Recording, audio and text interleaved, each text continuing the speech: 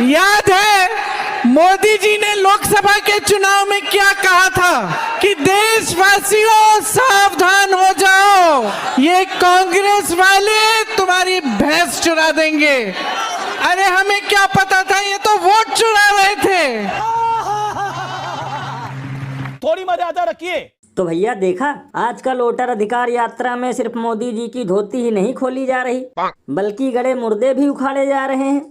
तो लल्लन भैया इसमें हैरानी की क्या बात है? विपक्षी गड़े मुर्दे तो उखाड़ेंगे ही, क्योंकि जो हितैषी बनकर मचाते थे शोर, वही साबित हो रहे हैं आज सबसे बड़े चोर। बताओ, गजब लुटेरे हैं। कहाँ देशवासियों को भैंस चोरी का डर दिखा रहे थे और कहाँ खुद वोट चुरा रहे हैं।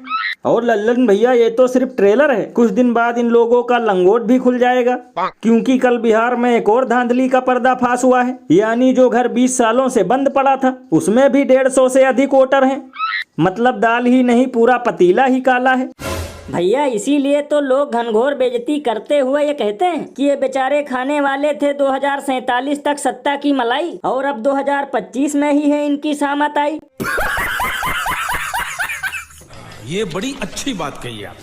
और भैया एक अंदर की बात बताऊं, मेरे हिसाब से अब पूरी बीजेपी और अनभक्तों को मिलकर किसी तरह से इस वोटर अधिकार यात्रा को ध्वस्त कर देना चाहिए, वरना इतना तो 2014 में अच्छे दिन आएंगे का नारा भी नहीं गूंजा था, जितना सिर्फ एक महीने में वोट चोर गद्दी छोड़ कर गूंज जाएगा।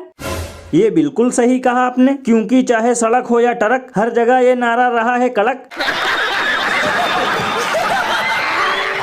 और अभी तो रुको, क्लाइमैक्स अभी बाकी है। आज मैं इस प्रेस वार्ता के माध्यम से प्रधानमंत्री जी की बीए की और एमए की दोनों डिग्रियां सार्वजनिक करना चाहता हूं। तो भैया कुछ सुना? मोदी जी की जिस डिग्री को लेकर कई सालों से बवाल मचा था, अब कोर्ट ने उसे साफ साफ कह दिया है कि मोदी जी की डिग्री आमतौर पे सार्वजनिक नहीं की जाएगी।